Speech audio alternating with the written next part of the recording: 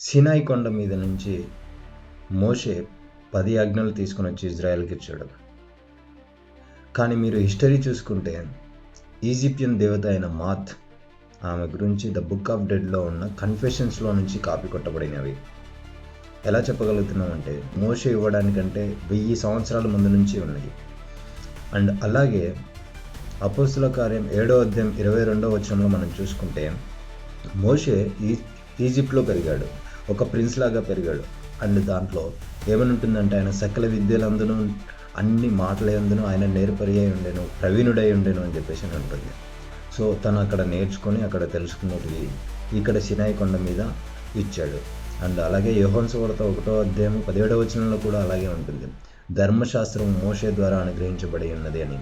And మీరు కొత్త నిబంధనలు చూస్తే మోషే ధర్మశాస్త్రంలో ఇలా రాయబడింది, మోషే ధర్మశాస్త్రంలో ఇలా రాయబడింది అని చెప్పేసి యేసయ్యతో మాట్లాడిన మాటలు చాలా సందర్భాల్లో ఉంటుంది. సో మీరు ఎవరిని ఫాలో అవుతున్నారో, ఏ దేవుడిని ఫాలో అవుతున్నారో ఒకసారి చెక్ చేసుకోండి.